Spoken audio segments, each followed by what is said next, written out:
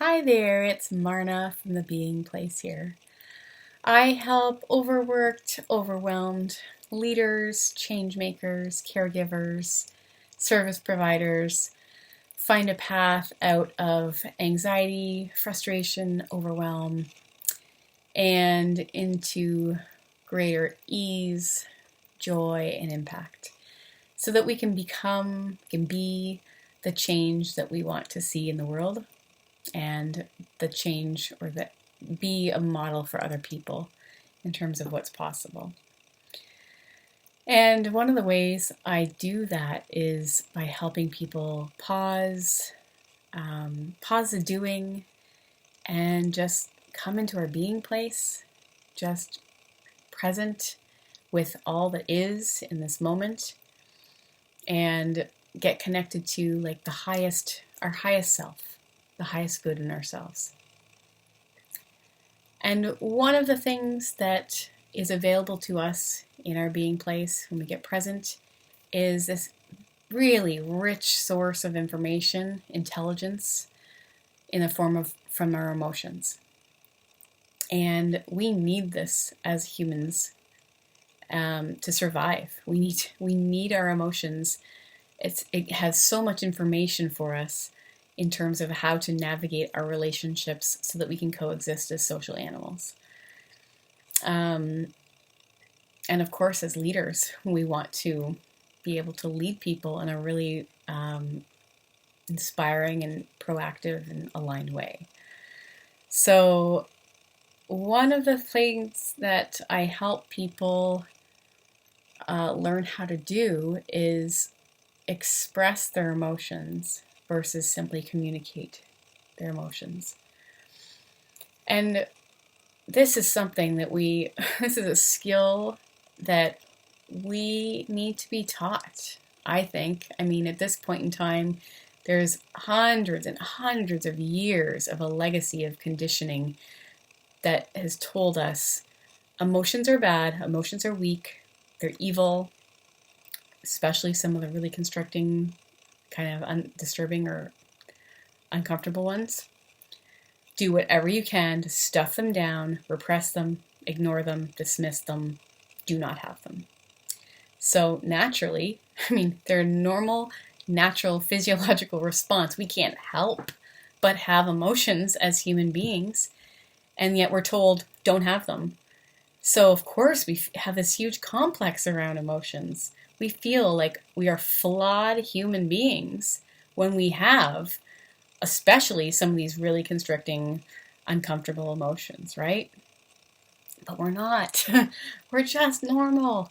And so there's things that we can do. We've seen evidence in our lives that kind of can keep solidifying this belief, right? So we get triggered by something that somebody does. We explode because we don't know what to do with our emotions. We explode. It damages the relationship. We feel bad about ourselves.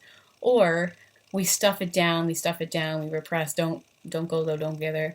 And it builds up, it builds up, it builds up. It starts coming out sideways. Say like anger can come out in like toxic energy of like blame, resentment, passive aggressiveness, right? And we know that damages our relationships too, and we feel bad about it. So we have all this evidence built up over our lives that kind of proves don't have these emotions. They're wrong. Do whatever you can to avoid having them. And yet we can't help it. We're humans. We keep having them. So what I wanted to share with you is that emotions are simply energy in motion. Just energy in motion. And if you think of it, the authors of the recent book Burnout, I can't remember their names, sorry, very good book, look it up. They have this great metaphor of a tunnel. So think of the human body as like a tunnel. So we have an emotion that comes in, some stress, something, we have an emotion, maybe it's anger, we don't want to deal with it, we ignore it, it blocks the tunnel. We have another emotion come in, can't deal with it right now, I'm busy, don't do anything with it, blocks the tunnel. So it just over time, this tunnel gets blocked up with all this energy that has nowhere to go. But energy has to go somewhere. So eventually it goes over, I don't know, somebody looks at you the wrong way, or the kid didn't put the dish in their dishwasher. Like something small can sometimes tip us off after this pressure's been building. Or, comes out sideways even more often or more frequently. So that's what happens when we don't express the emotions in a really safe, responsible, healthy way. And that's the communicating the emotion, right? Versus expressing an emotion in a safe space, either for yourself only or with a trusted coach, therapist, friend, with their permission, expressing it just to get it out. Like that energy just has to go somewhere, right?